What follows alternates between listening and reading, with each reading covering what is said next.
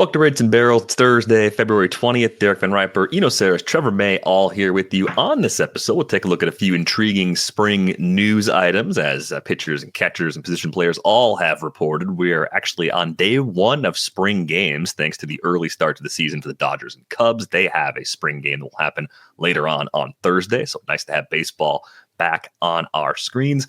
Join our Discord with the link in the show description. Talk fantasy strategy, talk about your favorite team, talk about anything you want. We got the Void too. So if you're upset about something, fire it off into the Void. Totally safe place to do that. Lots of ground to cover today, guys. We're going to get right to it. First question, are you in the best shape of your life as you sit here today on Thursday, February 20th? What would you say, Trevor? Self-assess. Best shape of your life? No.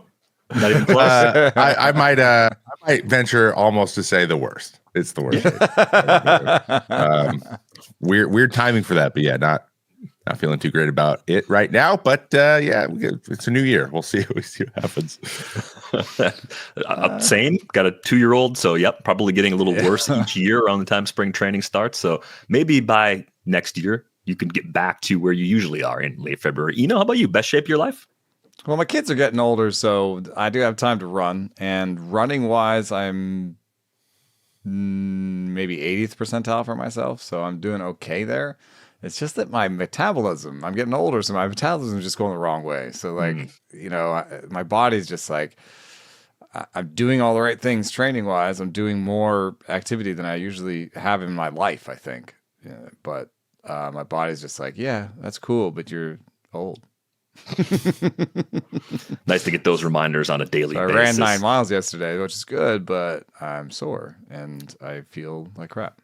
You feel like you ran 9 miles yesterday. Exactly. Well, let's take a look at some of the intriguing spring news. We get these kinds of stories all the time. We kind of get the best shape of their lives. We get the injury suffered this offseason is still a problem. Sometimes we get the injury from last year is still a problem. That's the case for Rafael Devers, which is a bit of a concern. I saw a report from Jen McCaffrey. She covers the Red Sox for The Athletic.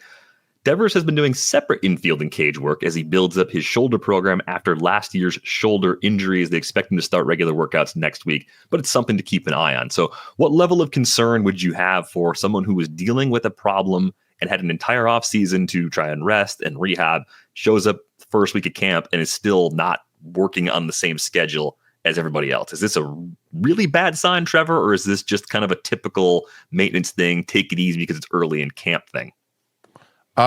It depends on the thing. I can say from experience though, you really want to address an issue in the off season because it's just you get this sense of urgency when you play, or when the season starts or the spring training starts up. You see everyone else getting going and you just don't want to have to worry about it anymore. And when you're still feeling something about to go to spring training, like, dang it. And very, very rarely are guys like a couple weeks before like, oh, by the way, something's still barking, but I'll see you in a couple. Like everyone just tries, okay, let's get this figured out. And then we'll go down and like see if we can not have to say anything. Because that's just what you want to be healthy. And when guys, for example, this Devers thing and another guy we're going to talk about later, when that types of stuff happens, it gives me pause. Spring training is not a time to get through stuff like this. It was in the off season when you could rest. So if you're just continuing your off season into the spring training, like you need the time to get ready, and it can be a domino effect where you're always trying to play catch up with the team, and sometimes you get lost seasons that way. So I always get a little bit especially when it's like not really explained or it wasn't like a surgery thing. So that, setbacks from surgery can be are different, I feel like, than just like something, it's still barking. It tells me like you haven't really figured out what's going on. And if you haven't figured out what's going on in spring training, like you're one setback away from missing half the season. So that always gives me pause. And it was always a point of like anxiety for me. I had a lot of those, but the big one was just like, if I'm still feeling not great, then it's not great. That actually happened in 2016 or 2017 when I came into spring training from Tommy John. I had a back injury the year before. I rehabbed that all off season. I think I got it just to a place where my back felt good, but I didn't stretch out like I normally would long toss wise because I wanted my back to feel good. My arm wasn't in good enough shape to be engaged, and I blew out.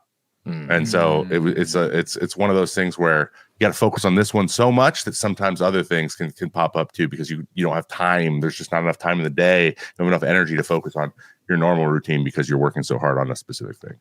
Yeah, I mean, the silver lining here is that Devers isn't doing nothing. It's still doing infield and cage work on his own is a good sign. I wonder if this could be the type of thing that helps the Red Sox along in their decision to decide to move Devers off of third. We talked about that last week. You referred to Masataka Yoshida as the spinach in the teeth of the Red Sox. Finding a spot for him is a little complicated once he's back from his own shoulder injury. But Devers played through this last year. He played 138 games, had his fourth straight season with a hard hit rate above 50%, popped 28 homers. He really still looked like himself on the back of the baseball card. So I guess the related question for you, Eno, is are you veering away from Devers in fantasy, where he's still going to be an early round pick? He's always a toss up with Austin Riley, kind of in that late second, early third round range. Do you just steer away until you have more information, or until at least he's playing in spring games? Or does this give you more concern even beyond that because it was a problem that plagued him last year? I don't know. I mean, he did fine last year. And so if he just repeated last year, he'd probably be still a great value. He's still such a great hitter.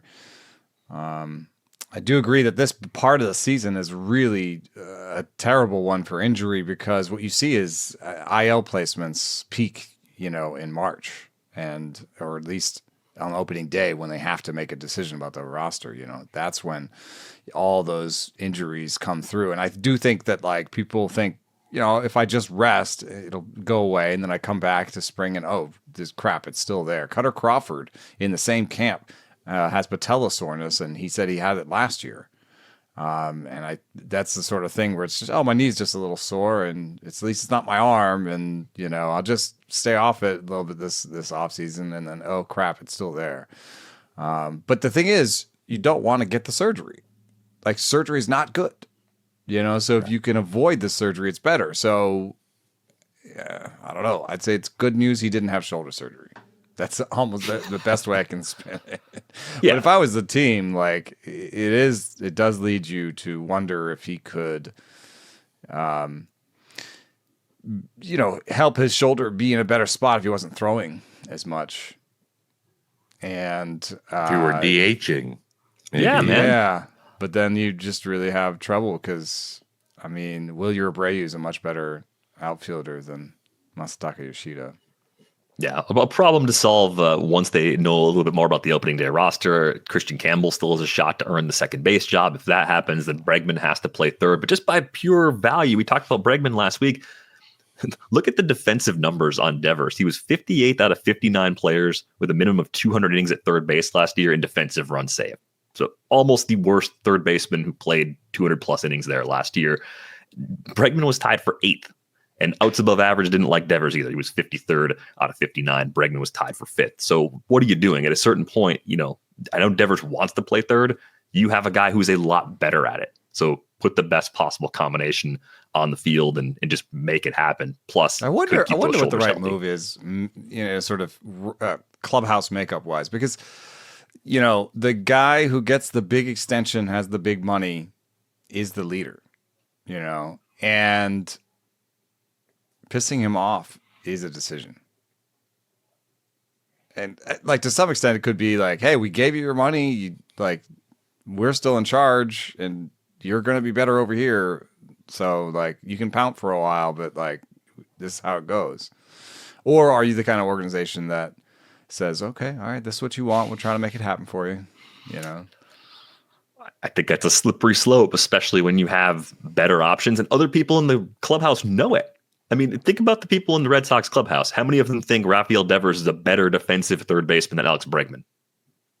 That's Tristan Casas. Casas is the only one. I saw the Casas quote. Oh, he even had a little bit of a pause. He knows. Right. He knows. But I did actually really like I love Casas. Just when I'd be like, what? That's my third. He's my guy. I'm just supporting him. And he just didn't dance around it. At least from that point, he did. But yeah, I think everyone in the room is like, come on, Rafi, you also know that you're bottom part of the league in defense. You know that. You have to know that. There's no way you don't. Well, Cassis So doesn't want him to come over to first. well, that too, and I totally get it. I understand, guys. Like, you know, he's got more clout than me. He's going to get a position, and the next one up is mine. But you know, he's got to know. So if you are the leader, though, at some point, like, it's either, hey, one guy who I think did a good job with that early in his career, or at least made his intentions known. P. Alonso came in knowing, he's like, guys, I know what everyone sees me as a defensive player. I know that. But I just want you to know, no one's going to work harder at me at getting better at this. He's improved a lot. He's still not great, but he is much better than he was. And if Rafi took that kind of like, hey, I know, but I'm being paid this money. Give me a chance to continue to get better. That's what my goal is. Like, I'm actively working on that. I think it would be a little bit of a different situation instead of just being like, hey, are you going to DH? Like, nah, I'm going to keep going, doing what I'm doing at third. And it's just hard to defend that when you are as the front office, you know, because at the end of the day, like, there's a much better, it's not just a little bit better. It's a much better defensive option. I really like Yoshida as a bat, actually. I think he's a pretty good bat. And so I'd be calling the Red Sox right now. Because, even if you say, okay, well, Bregman might be a 1-year option, and I don't want to move Devers, my captain type, you know, off a third for a 1-year option, there are enough exciting young players coming through that Red Sox system that you can cover third. And probably with better D. So, you know, you got Marcelo Meyer, Christian Campbell. Like, you've got some guys. I don't know if Campbell can play third, but, you know, you've got guys you can move around. So, like Story could play third. He'd probably be better third baseman than second baseman. I mean, shortstop at this point. So, I would be calling them in a second and be like, you know, why don't you pay half of that salary, you know, and I'll get a free DH. Yeah, that might be the outcome with Yoshida once he shows that he is healthy. How about this one? This one falls under the bizarre spring training reports. Giancarlo Stanton has tennis elbow in both arms. Like, that is rare. I don't think I've ever heard of anyone actually having tennis elbow in both arms. Tennis elbow does suck, though. I've had it, and it's hard to grip stuff. That's the main thing. It's like a pain tolerance. How well can you grip things sort of problem. Might not be ready for opening day.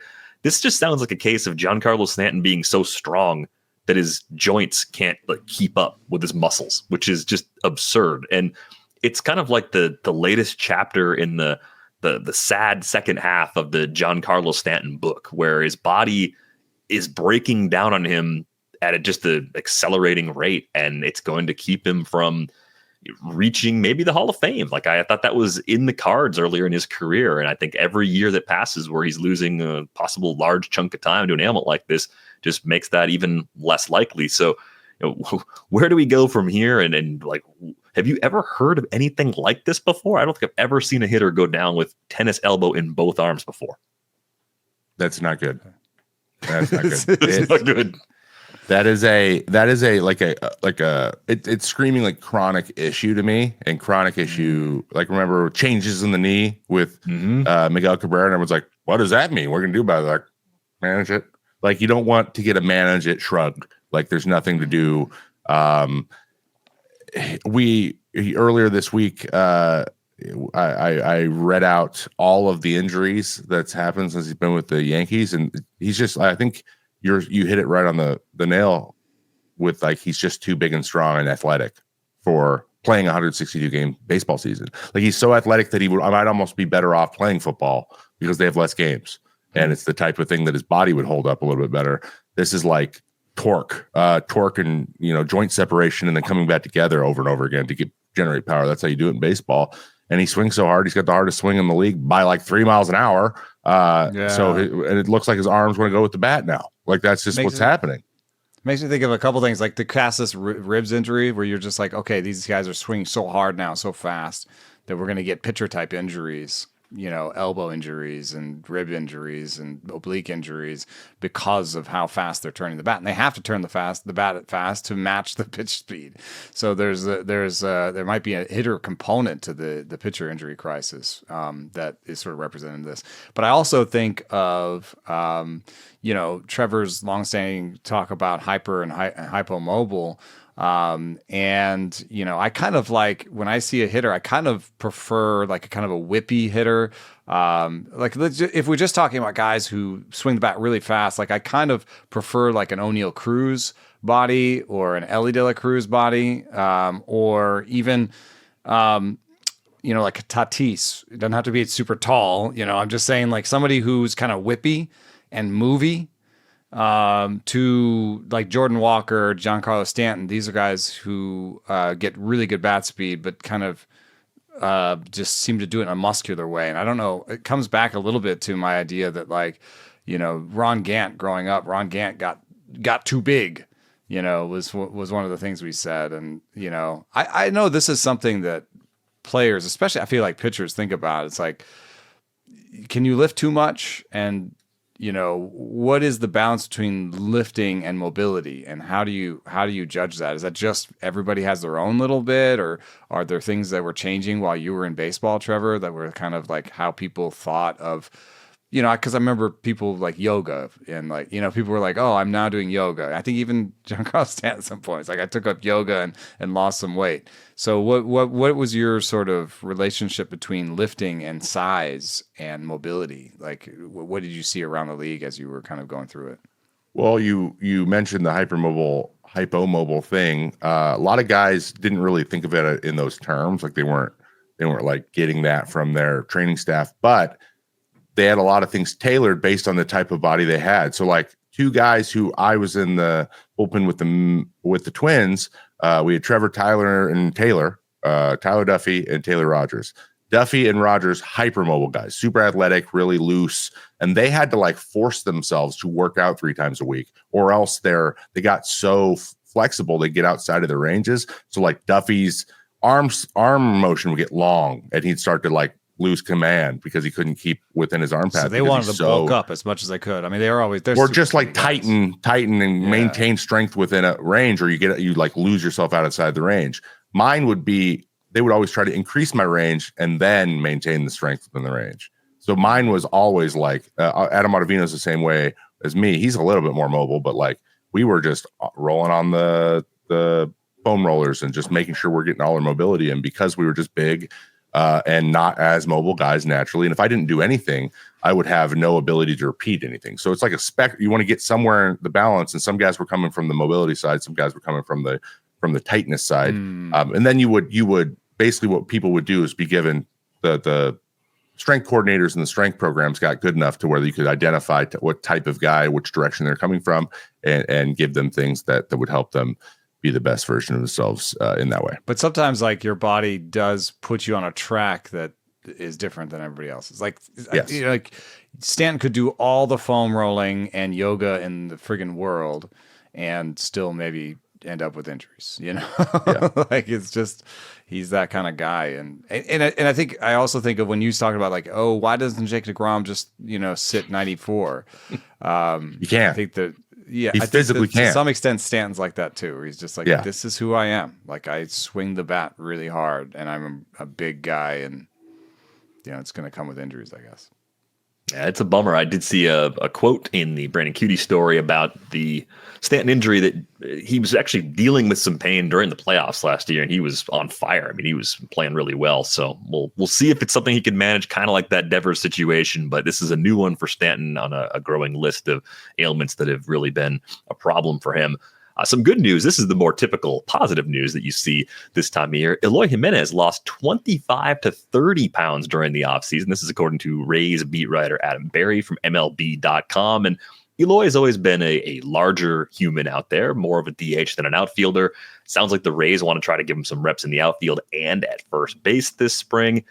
He's still just 28 years old. So I think you can look at Eloy and say there's still time for him to turn this around. Last season was the first time in the big leagues he was below average for WRC plus. So it's a really big buy low opportunity for the Rays. At a minimum cost, they could get a guy that comes in and is 15 or 20% better than league average, and maybe even plays 1 or 2 spots defensively for them, even if he doesn't play them particularly well. So I'm curious, you got to face Eloy Jiménez 4 times, Trevor. He went 0 for 4 against you. You even struck him out once, which I got a clip here. This is great. I wonder if you remember this particular Fastball away. sequence. I know exactly what it is. Fastball away. There you go. Fastball on the block. 95. Got him. I love pitchers, man. Good stare down too at the end. I got a little hold on there. You faced Little this cutter guy on that, four too. times in your career, and you just yelled out the pitch you got him out on. I love that. This is 2019. Like it's 5 years ago, right? I remember that. I don't remember a podcast in August of 2019. Let's just say adrenaline imprints stuff into your head a little bit. Right, yeah, that's right. I was pretty jazzed up. My takeaway is that we need more adrenaline going into the shows if we're going to remember things that happened several years Need ago. to do a velo slap before we get on here. What do you think about Eloy, though? I generally, I think, share a philosophy with the Rays in terms of looking for low strikeout guys that can do damage and need to lift the ball more often. Like one thing that's always surprised me is that he hits the ball on the ground a lot. Just because the type of hitter you think he's trying to be, a 30 home run guy, and he runs 50+% ground ball rates year over year. They've got a good track record as an organization of helping guys lift the ball more often. Do you think this ends up being a low risk signing that bears a lot of fruit in Tampa Bay? I'll start with you first. Like what do you think here? Well, I'm the dork and the nerd, and so I looked at the projection systems, and top 7 by the Bat X and top 5 by Oopsie, not by plate appearances, but by WRC plus. So both of those guys think that both of those projection systems think that he can be one of the top 9 hitters in Tampa Bay. And if that's the case, then all the plate appearance projections are wrong. Because if he's one of the top 9 hitters in Tampa Bay, they're going to go north with him, or south, or I don't even know. Yeah, we're gonna give you some time to work on that one. Yeah, but anyway, they're gonna take him. Tampa from Port Charlotte. I didn't know what you were talking about. No, I get it. Yeah, I think it's literally straight west. Over west with him. Anyway, northwest a little bit. I think they'll take him with the major league team, and so then I think. Then it's a question of lefty righty, and he's a righty, and he could be a small side platoon guy, but I'm willing to give him 450 plate appearances. I think he'll be a small side platoon guy, but he also play a little bit more than that. Maybe even kind of the semi-regular DH there. So I think he has that ability, and I'm looking at 2023. 15 to 18 homers, decent OBP, batting average of OBP. I think he can do all that. I don't believe the defensive value at all. So I think it's a DH play. That would be the surprising part. Trevor, is there anything with Eloy that explains why he hits the ball on the ground so much? Is it part of his swing path? Is it the pitch selection? Like, what do you think it is that causes him to pound so many balls into the ground? Well, there's one swing decision that he does make. He likes to go down and in a lot. Like if you can throw a good hard sinker down and he'll chase off the plate. He really likes to swing at that pitch. If he makes contact on that, then it's his ground ball straight into the ground. He hits it hard. He hits the ball hard. He's just hits it right at third base a lot. And I remember that happening a lot. That's when he wasn't going great. When he was going well, it was just a lot of gap to gap, hard into the double type stuff, and he wasn't really lifting the ball then as much as other guys even in that lineup. So I think he's got those low hands. He's a big guy, but he's got those low hands, which he kind of brings back and not really up. So I feel like he maybe with the amount of high fastballs, it's a little bit of having to move the barrel up and then come down on the ball. So he's constantly having to adjust, and he's hitting the top of the ball more. He's getting on top of the ball more because it's like a compensation for where his hands start. So it wouldn't be surprised if we see a couple inches come, his hands go up, or his batting stance change just a little bit in order to get that backspun ball in Tampa, because they're known for their pitching, reclamation projects, and guys, get going there and becoming really, really good pitchers. But they've done it a few times with some hitters as well. Some guys that coming to mind, like Logan Morrison went there randomly, hit 30 home runs. They picked up CJ Cron for a year that he hit 30 and then they DFA'd him. I don't think Eloy's going to hit 30, but I think he is a guy who could just we look up in August, he's got 21 pumps and he's hitting 5th, and you're surprise, they got the best version of Eloy. And a big thing, this is a little bit more anecdotal, but a big thing with Chicago, there was just there wasn't a lot of energy coming out of Eloy and Moncada and they were just always hanging out. It's just kind of like they ground out and be like, it's okay. There wasn't a lot of like he's mad at himself for hitting the ball. So he wasn't adjusting very much. We didn't see a lot of adjustments happening quickly or a lot of frustration around what was happening. And I noticed it changed a little bit when he went to the Orioles, and it changed. Like I think he was seeing his game a little bit differently. Yeah. He's also I just think that he's seeing like, oh, I gotta figure this out, or I'm not going to have a home. And I think he's really talented, and I think he is a big league hitter. And I think that he hasn't really fulfilled his potential yet, because he had a couple stretches there where he was really dangerous, and guys didn't want to like we kind of had to worry about him in the lineup when they were all going pretty good. Maybe it was 2020 or 19 for a bit. I was even up at 19. It was 19. That was the year he had 31 homers. Yeah. So it's in there. He's got 30 homers in there. So but he still hit a lot of ground balls that year too, which is interesting. So I guess stuff to pay attention to. What changes does he make going to Tampa? Because they have changes they want him to make. Right. I think I was just going to say something about that. I think sometimes we want to give Tampa like, oh, these huge changes. But if you think about some of the most successful changes on the pitching side, it's been a little bit more about like, hey, like instead of Glass now, like we're changing everything you do. It's like, we're just going to give you one target high, and we're going to simplify things for you. And we're going to just basically talk about what you do well and not have you think about what you do badly, and, oh, I can't command anything. No, you can if you just throw it here. Just throw it here. That's it. Just throw it here. And so for me, when I look at his heat maps, I see someone who has contact ability. So I think he tries to fight off all strikes. So anything that's in the strike zone, he's trying to fight it off. And if I could make the simplest of adjustments with him, I'd be like, you are a high ball hitter. If you look at his ISOs, like they're high, right? You are a high ball hitter. Don't worry about anything low. Just don't swing at it. Take called strikes. We don't care what your strikeout rate's going to be. We don't care at all. Like if you go up to 25, 30%, maybe we don't care at all. Like just don't think about strikeouts. Just think about looking for that high ball, and everything else, nothing. Don't swing at it. And that would go, what you were talking about, like if he's swinging at things low and inside, it looks like he swings at things low and outside too. So it's like he's just not good at those pitches. They're either ground outs or they're whiffs, and so that would just be like, hey, you're really good here. Let's think about that. Right. You'll trade 4 or 5 percentage points in K rate if it comes with a 3 to 5 percentage point bump in barrel rate. If you're unlocking all that extra power, and that seems like something he's at least capable of doing. So we'll see if it all comes together. It seems like a good fit with Eloy in Tampa Bay. Let's get to another topic that kind of started percolating for me a bit yesterday. We were talking about the Tigers on our AL Central team previews, and wondering about Kerry Carpenter in particular led me to kind of ask this bigger question. What factors do you think teams should be taking into account when deciding to platoon someone? And Carpenter's path into the big leagues is a little bit odd because he was a college guy, lost the 2020 minor league season, really didn't spend that much time in the minors at all. And if you look back at minor league splits, Kerry Carpenter was not bad against lefties in the minors. So the decision to platoon him has probably been more based on how the big league roster fits together than it is about Kerry Carpenter's skills.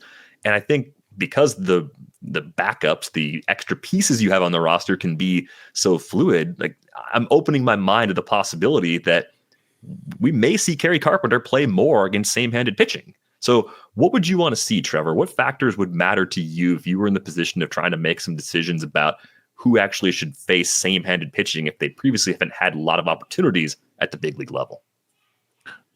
It's interesting because I think that most of these decisions, especially with guys with not a ton of service time, they're young and they're controllable for a long period of time, is it comes down to a numbers crunch for the roster. And you're like, this is the best value we can get for this guy. But in Kerry's situation, like he like platoons, doesn't play, and then when he does play, he's batting fourth. And you're like, if your 4-hitter is platooning, like maybe we got to find ways to get him into the game. And, maybe he doesn't start against be your 7-hitter, against just move him down the lineup and protect him maybe a little bit. But he's not a liability. So I think that comes down to, I think that the best decision the strongest, I guess, argument for platooning a guy would be whether or not they're a liability against the same hitter. Because Now that with the 3-batter rule, like you don't have to worry about loogies coming in and like pinch hitting this guy all the time. You don't need to worry about it. Like he can come in and face one lefty later in the game, especially him. He doesn't strike out a ton, puts the ball in play. He can make something happen. So it doesn't, but they are pinch hitting for him late in games and bringing in the righty because they see him as that. So what I would be looking for is, one, how big of a liability are they? Is this glaring? And do we have a good amount of data on it? Usually you get that from the minor leagues, but he hasn't played that much in the minor leagues. And then 2, it comes down to the personnel. Is the guy he's platooning with just as good the opposite way? And so they kind of come together as one hitter. You know, you're getting, and you can. It's a very clear weapon that you can count on making the change. But for me, I think Kerry Carpenter is a great example that he needs to be in the lineup and needs to be lined more, because I just don't think their lineup is good enough to keep him out of it, or like I'm even blanking on a righty that he'd be taking ABs from. Like that's probably not a good sign. Is it Wenzel Perez or something? I mean, last year it was Justin Henry Malloy on the other side of the platoon a lot of times with Carpenter, and they'd get him into the game. If he didn't start, of course, Carpenter would come off and face a righty off the bench, and that'd be his way in.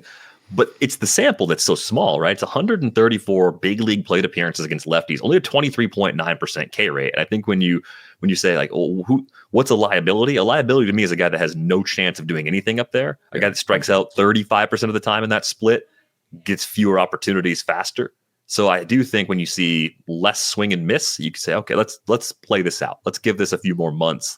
Let's see if we can actually get some improvements, try what you suggested, play him a bit lower in the order. And when you look back at those minor league splits of like a 20% K rate at AA and AAA, that also points to him probably not being a liability in that spot. So what else goes into this? You know, what else are you thinking about as you try and make a call like that? Because they might be leaving even their 6th best hitter against lefties on the bench because they think that the small side platoon guy's a better option.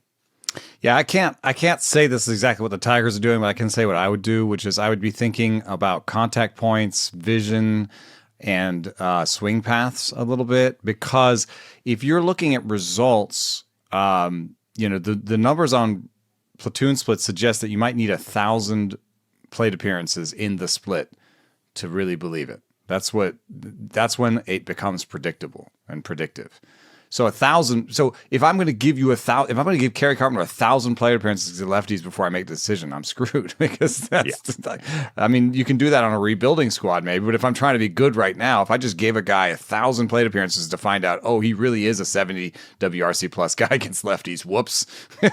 Thanks for figuring that out. You know, like 8 years later. Like, I mean, how do you get 1,000 plate appearances against lefties? So, you know, what we're doing now, and what I would love to do, you know, as these numbers become more available to us in the public sphere, is kind of like a batter stuff plus, which is just an idea of it's a bat path grade. These are what teams are doing. I know they're doing it. And if you have a bat path grade, if you have bat path information, and then you have pitcher information, then you can do better interactions between the batter and the pitcher.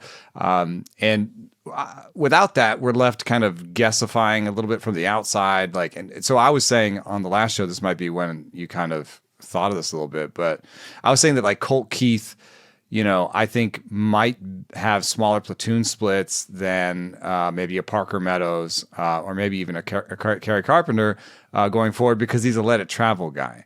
And I'm thinking about contact points and vision. And so I think one of the biggest sources of platoon splits is, let's say you're a left-hander, you're looking maybe at a left-hander. We know from research about arm slots that lower arm slots have bigger platoon splits. So that informs my belief that, like, oh, if I'm a lefty and I'm trying to look at a lefty and he's throwing from a left low arm slot, and I can only see that with one eye. You know what I mean? Like, I can only see his release point with one eye. You know, I even asked Adam LaRoche if he like stood facing the pitcher like he did, because of like, so he could see it with both eyes, and he was like, maybe. He wasn't that kind of guy. He wasn't going to give me a better answer than that. But anyway, so I think if you kind of can only see with one eye, letting it travel gives you that extra microsecond where you're just like more likely to make contact. And I think you guys are right to sort of fixate on strikeout rate. That'd be another way that you could see, oh, this guy just doesn't see it, man. If he's got like a 12% difference in strikeout rate versus lefties versus righties or something, then like that's something I would think would have a signal in it earlier than overall results, because if you just can't make contact with it, you just can't see it. Like I think it's an eye thing, Yeah, and being able to see it requires chances. Like you have to learn, you have to have that chance. And in the 1,000 plate appearance thing, you're right. In that split, it takes 7 or 8 years to see that many lefties. So you have to make this call long before you have a statistically beneficial sample. That's the. And we do see teams doing this. Like we see teams putting guys into platoon roles where we're a little bit surprised. They do it quickly and they do it. I mean, Malloy is like almost a versus lefties only guy, or at least he was last year. And I don't know, maybe that's just hey, we're breaking you into the big leagues as softly as possible. But I'd be really interested to see what they do with him this year. Yeah. And it's not just Kerry Carpenter. It's a thing we've talked about for a long time. It goes back as far as like Jason Hayward. I remember when Jason Hayward was coming up in Atlanta, they said, he's not going to play against lefties. I'm like, you're bringing him up as a teenager. Let him learn. Like, how is he going to ever hit lefties if you don't? That's another thing. Yeah. If you do it so hard, then you're never giving you guys chances to be everyday players. You're sectioning them off too early. Yeah. We got a new segment we're going to break out. We're going to call this Level Up. And it's a great question to start asking this time of year. What new pitch or new pitches would you like to hand out this spring? And I think the simple rules that we came up with were it could be something a guy has thrown before, but less than 10% of the time, or it could be something that would just fit the arsenal really well and make them much more effective going forward. Trevor, I'll throw this one to you first. Who are you targeting and what pitch are you giving them? Okay, so my first is Tyler Glasnow gets a changeup, but a seam shifted changeup because he has a supinated spin axis. He throws that hard slider and that curveball only. He's a breaking ball, ride fastball, kind of little natural cut a little bit on that fastball type of guy. So everything goes the same direction. That's one issue number one. So I tried to break out the sinker. Yeah, and he's trying to find his what goes the other way type of thing. He did have a little bit of success with the sinker. Obviously, got injured again, and he's been very clear about how his number one goal. He's like, I won't change anything if I can throw 170 innings in a year. Like that's all I want to do. But I think that a changeup might be able to be helpful with that because I think overall changeups are just easier on your arm. When you rip a lot of breaking balls all the time and you don't have anything that's different than that pattern. That I think that also just anecdotally can wear on the same types of things. There's been some research that agrees with you. There's a couple different things I can think of. I've looked at some changeup guys, and some of them have had better health outcomes. But and also, you've talked about this before. Pronating is something we all do, which is sort of going like this. Like if you watch a guy throw a football, even they pronate, which is I never thought. I thought you threw it like this, but you actually kind of every throwing motion does that to protect the arm. So a changeup, there's more pronation there, so it might be protecting the arm more. Yeah, exactly. And the more you throw something where you're not pronating as much, you're doing it later, the less your arm is able to pronate. And pronate is the natural way that your arm's supposed to move when you pull it through. So I just think, and I think it's just like another weapon. He's got such good stuff that if you added something that was a weapon enough to maybe mid counts or early in counts where people had to worry about it, then now it makes everything else so much better. It's just like one of those things. If you throw 15 different breaking balls, but you don't have anything that's not something that spins and breaks at some point, like that's a bucket of things that a hitter can look for, and they don't have to worry about doing anything other than that. It opens you up for if you're not super sharp that day, like you don't have a lot of options to kind of mix it up. Another guy that I thought would be really interesting, who doesn't throw a changeup either, is Pivetta, giving him a splitter, namely specifically the Felix Bautista splitter, because they're both really high ride, high arm slot guys. And Felix Bautista's movement on his slider or splitter, like his stuff plus, I didn't look at his stuff plus, but in relation to his fastball, it's great. But in a vacuum, if it's by itself, if you just took splitters as splitters are, because it's like 88 too, it's like not a 94 mile an hour. It's not a splinker. It's a splitter. And it doesn't move like league average, like a ton. It's just, he throws so hard and his arm slot's so high and he's got so much ride on his fastball that a pitch that goes down at all and is 10 miles an hour slower is just going to be impossible to get used to. Like, it's going to be impossible. And he does it so well. He tunnels it so well that it doesn't need to move a ton. It doesn't need to be the craziest movement pitch on the planet in order to be as effective as it is. I think Pivetta has an issue with homers.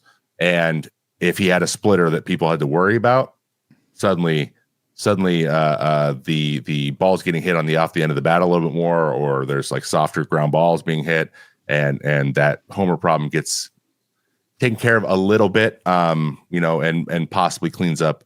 He doesn't necessarily have the best overall splits against lefties either. So having a weapon to use on them, he uses a curveball. It's great. And when he's dialed in, he's great. Curveball, fastballs, awesome. But I think everyone should have some changeup splitter situation. And right now we've learned a lot about how to throw splitters with all the guys coming over from Japan and guys adding them, and then seam shifted splitters. And who knows, maybe they can pull a Clay Holmes, who this is a pitch he's already doing it, or I would have thrown him on this list, but the kick change that Clay Holmes was throwing in spring, can't wait to see how that reacts too. I hopefully next year at this time, when we're having the same conversation, I'm throwing kick changes out there, because it's one of the most fascinating new pitch designs I think that's in the game right now.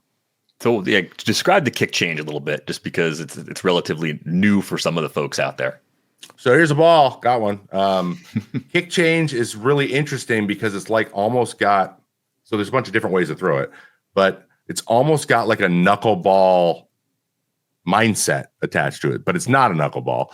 What you're trying to do is to kill the velocity. It's almost like you're holding it. You can hold it in force, and you can hold it like a palm ball or whatever, but you put your fingers up and you take them off the ball. And as you're coming through right at the end, you kick these two fingers out and just your fingertips push it. So you kill the spin on it. And it's almost like it has lower spin, like a splitter, but it's easier on your elbow, but it's all about timing. So guys who have been throwing like really heavy sinkers tend to like have comfort there. I've tried to mess around with it. It's not a pitch that I think I would do very well because of my arm really motion. Complicated. It does, but at the what and when?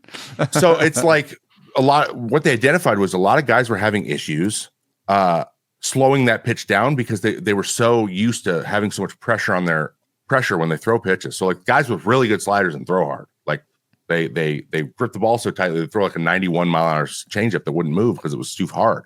And so it was about like the fingers were in the way. So this is a way they were like, hey, let's take that pressure off of those two fingers that are creating all this like tension, and then just think parachute, let it go, like roll it off the fingers like this. And for some reason, guys are, oh, it feels so different than it feels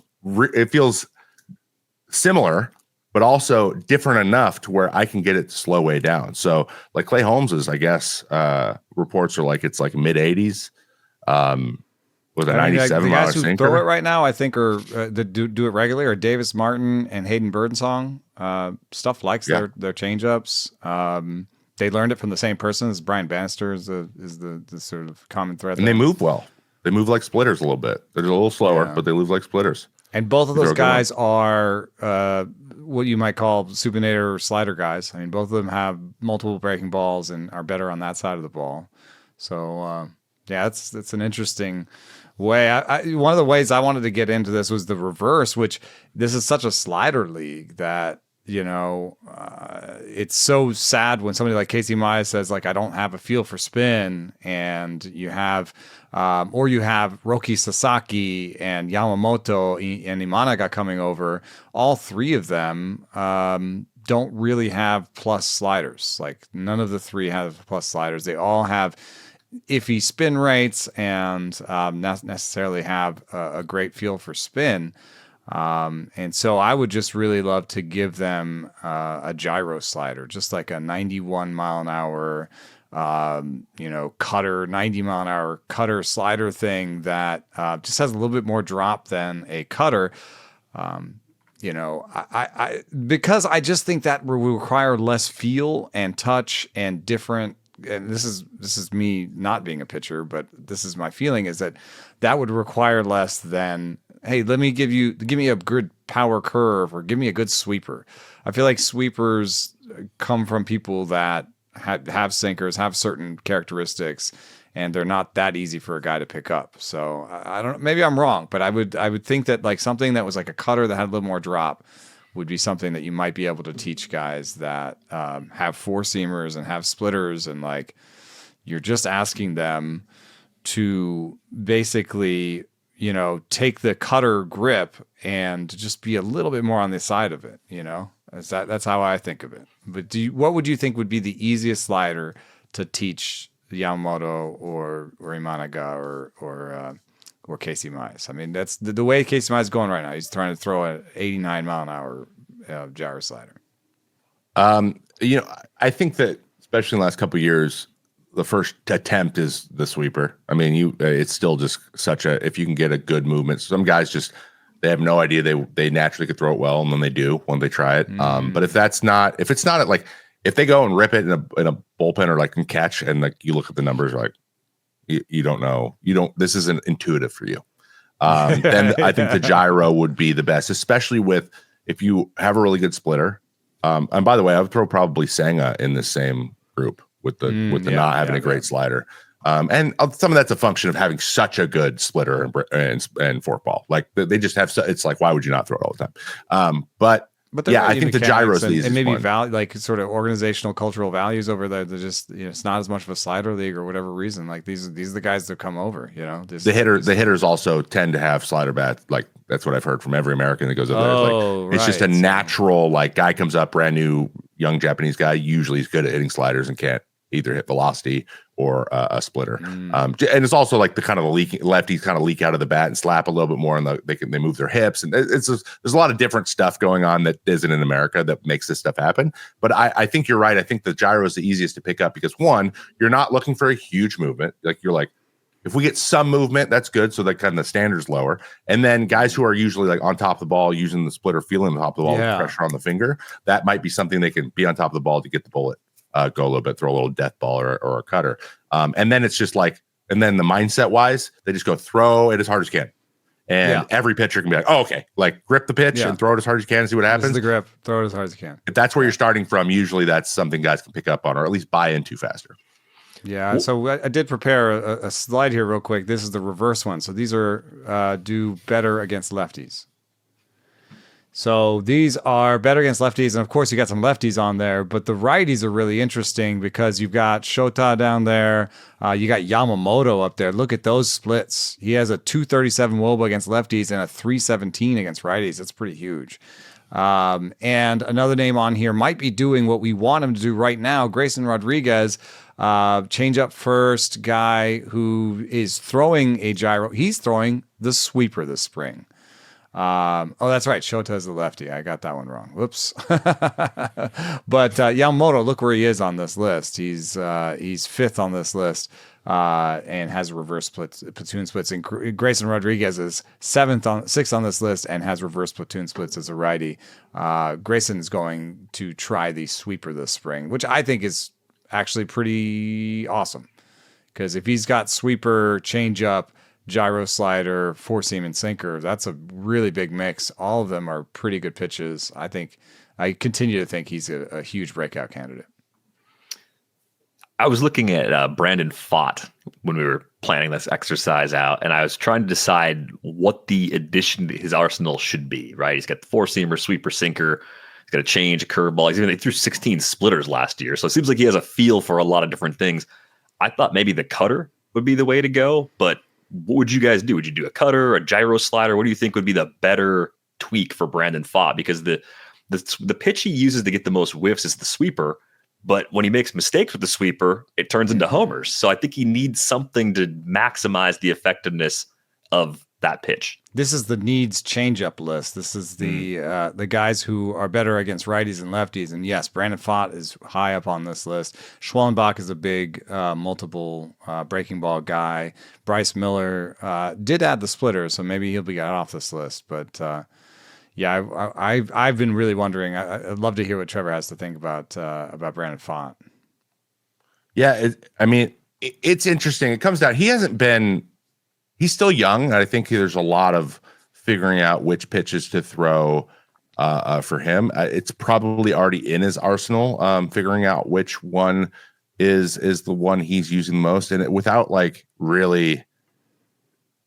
I think this takes like a go in and go look at like where people are swinging at these pitches. Sometimes like some guys throw a really nasty slider and you're like, why isn't this working very well? And you're like, oh wait, it's every time it's not a strike, it's very clearly a ball the whole time and no one ever wants to swing at it, right?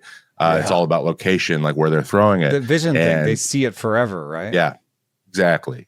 So like, or some guys need to miss over the plate because it has more depth than they know about. Like that kind of thing is a lot of the reasons. And some people like you, Darvish, for example, you just like loves trying new pitches and like messing with stuff. And I know he's 38 and has been around for a long time. And that's part of it. But like sometimes guys just like the idea of having 6 pitches and they want to make sure they're consistently throwing them and they're making decisions like that. And young guys do that sometimes. So I don't know him.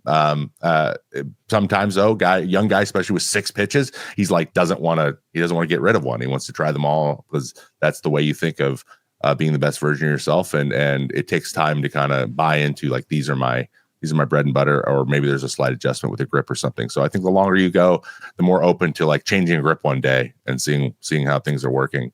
So I think he's just pretty rigid. And just from seeing the few times I've seen him pitch in a game, that he kind of just like sticks with the program the whole time. And it might just be an adjustment thing, but yeah, it's kind of hard to see where he should go with it at this moment, just based on the numbers. It just seems like one more pitch might be the thing that gets Brandon Pfaadt up to that like starter, like I think that second, third starter level, instead of being that back end guy that runs into some big innings that really mess up the outings for him. You had one more pitch, right? You had one more you wanted to get out. Yeah, and this is relevant to Pfaadt. So Pfaadt like added the sinker, and it turns out he's a little bit more sinker slider. I think he's a guy that they were trying to coach into kind of 4-seam curve, and more over the top. And he added the sinker, and it's like, oh, his sinker's his best fastball, and his sweeper's his best secondary. So maybe he's a sinker sweeper guy that, then he fits the category that I'm looking at, which is there are all these sinker sweeper guys that came up through the Yankees, and they don't all have the same changeup. And so what we've got is, and we talk about this all the time, but you've got Hayden Wieseski, Clark Schmidt, and Michael King. And Michael King is the platonic ideal of this group. And he's a sinker slider guy who has just enough 4-seam and really good changeup command. Stuffless doesn't love the shape of his changeup, but it's the best changeup out of the group. I prepared this clip because, this is Luke Weaver. This is Clark Schmidt throwing his changeup. It's a low arm slot. It has decent movement. Here's Luke Weaver throwing his totally different arm slot. And I want to just throw it one more time because Luke Weaver says Clark Schmidt is, I think, proning at the end, sort of turning it over at the end. Luke Weaver is turning it over through there. I think you can see that a little bit. He doesn't have that same whip action. So with the way Luke Weaver explained it to me is that on the changeup, when he's coming through, he's already pronating as he's coming through. So, the difference between like a pronator and a supinator might be that like a pronator is pronating as he's coming through, and the supinator is like at release is pronating on changeup. It's just where in the process.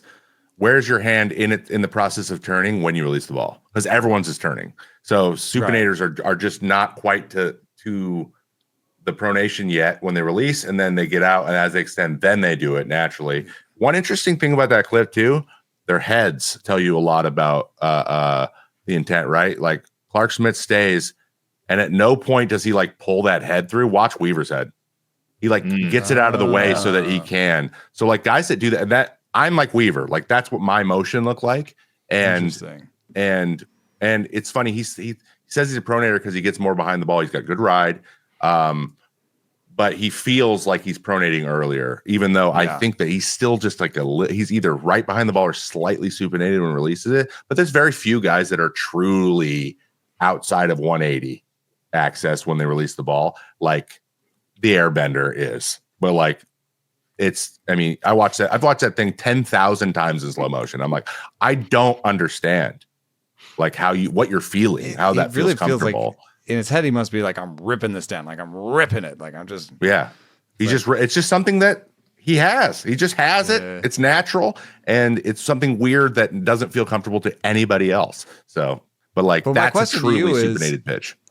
Given their different arm slots, and you mentioned this a little bit, that there's something about Weaver's arm slot that maybe makes him pronate earlier, which is he kind of has to because his arm's up there. It's like kind of a different situation. You have to start to turn your arm a little earlier because it's higher up and it's closer to your head, and you got to vacate and get everything out of the way in order to get to the right place to where it feels comfortable. And that's one interesting thing about you. So can Clark Schmidt have a good changeup? I think he can, because he has the same arm kind of action, not quite the same, but as Michael King, and Michael King's got a great one. He also he has the cross body thing going, and I think that also makes his changeup better. That's King. Yes, but that doesn't. I think that Schmidt can get something that moves like that, and he's just trying to find that right access. Talked to Michael King about his changeup.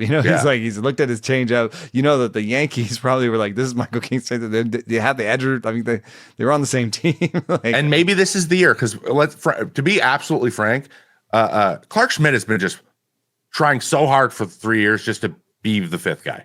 He's like, can I just be in the rotation?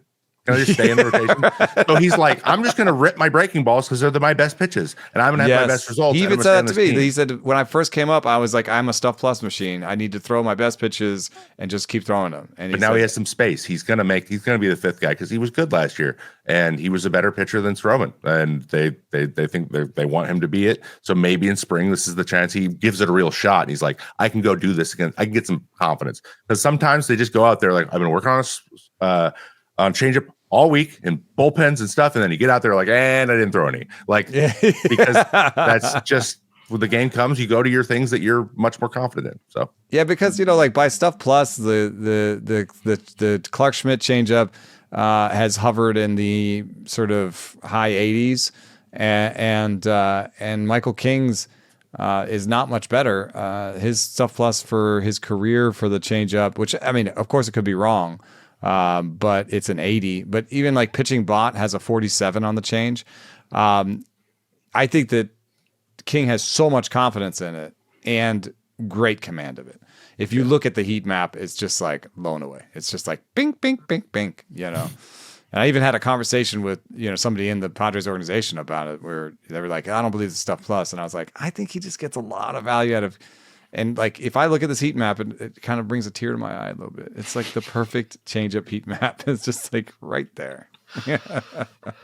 I'm taking that literally. A little confidence, and he doesn't have to throw an amazing looking high stuff plus changeup. He has to throw a decent changeup in the right spot. I just want to watch reaction videos of you seeing a heat map and having tears just start.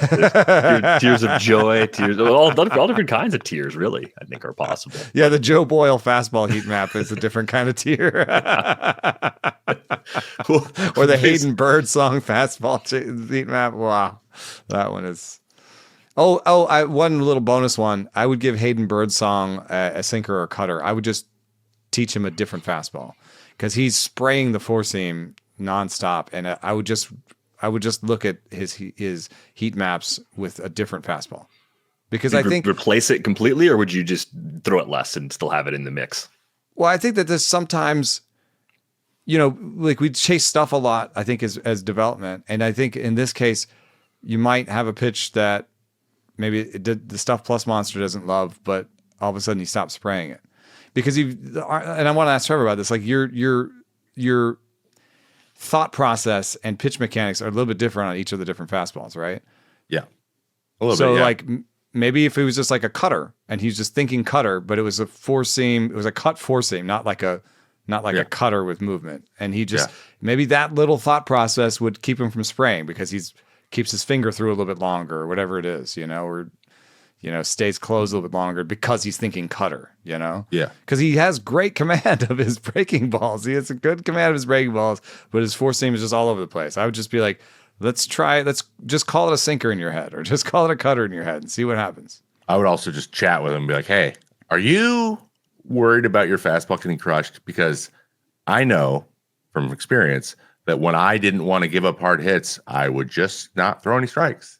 And sometimes it's just like he just isn't confident in it. And maybe if he thinks he's thinking of it moving a different way, or it's a different look, or it's a different pitch, then suddenly he's got command of it, because he has command. He has the ability to have command and feel. Like, that's clear. So it's maybe there's something else going on there too. Maybe Verlander. Yeah, when I talk to him about it, he's just like, I spray it. He's like, I spray it. I spray it. Yeah, he says, I spray it. He thinks like it. He's literally like, I don't throw my fastball where I want it, and he's not confident. Yeah, that's just like a feedback loop. Yeah. I'd love to see Hayden Birdsong figure it out with the fastball, because I think he could be really good if that all clicks for him. Hopefully this year, too. Good late sleeper. We got our first 2025 installment of Name That Dude. We're going to wipe out the scoreboard from last year, start with a completely fresh slate. Everybody listening can play along, and the rules are pretty simple. I provide a series of clues. After each clue, Eno and Trevor can take a guess, try to identify today's mystery player. Very simple game. Generally a lot of fun. At least I enjoy it. Hopefully you guys both enjoy it too. They're usually really hard, just so everyone knows. Yeah. I was born on this day in 1975, and I made my major league debut on September 24th, 1996. I'm still waiting for someone to hero ball one off the first clue. I mean, they're intentionally ridiculous first clues. There's no... So, debuted in 96. Okay. Debuted in 96, born on this day in 1975. I finished second in the NL Rookie of the Year voting in 1997, losing the award to a future Hall of Famer. Any guesses? No. Jason Kendall. It's not Jason Kendall. Next clue. Over the course of my career, I won a World Series ring, a World Series MVP, an NLCS MVP, a Silver Slugger Award, and I was a two-time All-Star in 2004 and 2005. Ooh. Terry Pendleton? Ooh. It's not Terry Pendleton. You got a guess, Trevor? Run me through that again? Over the course of my career, go ahead, Trevor. Konerko? No, it's not Paul Konerko. Over the course of my career, I won a World Series ring, a World Series MVP, an NLCS MVP, a Silver Slugger Award, and I was a two-time All-Star in 2004 and 2005. It's a massive clue, just in terms of the amount of information packed in there. Yeah, I know. I think I know the team he's on. I'm just trying to think. All right, next clue. I went 7 for 17 with a homer against Tom Glavine and finished my career with 10 home runs. Wait, finished the entire career then, or Tom Glavine 10 home runs? 10 total career home runs, but one of them was hit against Tom Glavine. Wait, this guy is a Silver Slugger and has 10 careir home runs? Yeah, so you got to think about the era here. No, that's not it. Wait. This is like Greg Maddux. This is one of my best Name That Dudes of all time, based on the deception, I think. This is a pitcher, dude. This is a pitcher. That's right. The next clue. I was the starting pitcher in the final game won by the Montreal Expos. Is it Pedro Martinez? It's not Pedro. Pedro wasn't around. No. Trevor, got a guess? We don't care, Brian. Brian. No. Brian got it. Last guy. MVP. World Series. Who was the pitcher that the Expos pitcher that wasn't Pedro Martinez? Who was that guy? The Expos pitcher. Who was that guy? The Expos pitcher. He had like a nickname like the Professor or something. He had like that's Duque? his nickname. No. Not El Duque. I topped 200 innings in a season 10 times, but my highest strikeout total in the season was 186. It's that Expos pitcher, dude. Yeah. I don't know. Like, I just don't know any of the Expos, man. Oh, no. I'm mad. He's Latin, right? Yeah. Next clue. My last big league appearance took place in the 9th inning for the Brewers in September of 2012. Okay. My 9th big league club. Okay, so this is I just want someone to get it, so I'm going to throw out this where my head out, because like I'm not going to get it. But I believe that 2005 was the year he was the World Series MVP. No. Okay, well then I'm wrong. I don't know. I want to say he played for the White Sox. All right. Career teams include, starting with the Marlins, Giants, Expos. Livan Nationals, Hernandez. Livan Hernandez. Yes, that fatty. Damn Woo! it. Love that guy. Yes. Oh, the Yes. Marlins. He's the, 50th birthday to Livan Hernandez. who was the Expos pitcher that I was thinking of? I don't know. Who was that Expos pitcher Eno was thinking of? Like, He has also. He has one of the worst, one of the most dominant starts for the worst umpiring performance I've ever seen in my life. It's a game when he's with the Marlins, and he had like 14 strikeouts, and like 8 of them were called looking, and they were 18 inches off the plate. That was the playoffs, yeah? Yeah, it was one of the worst games I've ever seen in my entire life. I believe the same guy was behind the plate for Maddox's 76 pitch game, too. So I'm like, I think I was thinking of Dennis Martinez. Dennis Martinez, Ooh, yeah. You're thinking of producer Brian dropping Dennis Martinez in there. And Brian had that about 6 minutes before you guys did. So. El Presidente was the nickname. El Presidente. Yeah, Dennis Martinez. Yeah. So an epic name that dude to get us Levon, when you said started. Marlins, then that finally what's Levon's nickname? Ooh, good question. Baseball He had one, didn't he? Reference. Baseball Reference doesn't have one for him, so I don't think he has. He just went by Livan Hernandez. Got it. Yeah. He looks Yeah, like there's- he should have one. Does anyone? Oh yeah, AI even says he didn't have a nickname. Wow. I remember Livan Hernandez a lot because I was a Braves fan growing up. So there were definitely. I think Livan Hernandez against Tom Glavine, and Eric Gregg was the